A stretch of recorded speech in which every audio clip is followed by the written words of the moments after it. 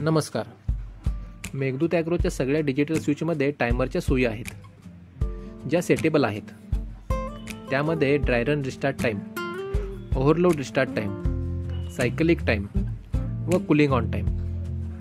यापैकी cooling टायमरचे setting आपण बघूया.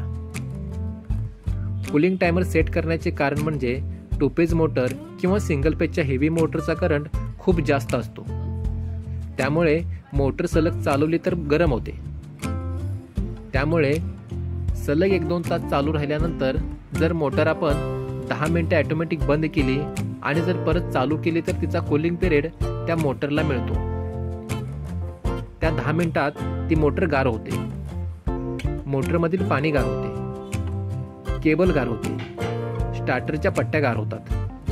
त्यामुळे मोटरचे लाईफ वाढण्यास मदत होते. म्हणून 10 मिनिटाचा टायमर आम्ही सेट केलेला असतो. तो तुम्ही वाढवू शकता किंवा नको असेल तर बंदही करू शकता. पण हा 10 मिनिटाचा टायमर जर तुम्ही सेट करून ठेवला तर तुमच्या मोटरचे लाईफ वाढण्यास मदत होते आणि आपला खर्च व त्रास दोन्ही कमी होतो. कूलिंग टायमर सेट करण्यासाठी हा स्विच मॅन्युअल मोडमध्ये ठेवा. या स्विचमध्ये आपल्याला व्होल्टेज, एम्पियर व फ्रिक्वेन्सी कळते. सेटिंग मोडमध्ये जाण्यासाठी हे सेटचे बटन सेटिंगचा दिवा लागेपर्यंत दाबून धरा व लागला की सोडा. डिस्प्लेवर आपल्याला DRT दिसेल. परत हे सेट बटन दाबून लगेच सोडा. आपल्याला ORT दिसेल. परत हे सेट बटन दाबून लगेच सोडा. आपल्याला SOT दिसेल. परत हे सेट बटन दाबून लगेच सोडा. आपल्याला COT दिसेल. इथे आपल्याला मोटर कूलिंग टाइम सेट करायचे आहे. त्यासाठी हे सेट बटन दाबून धरा व COT गेल्यानंतर सोडा.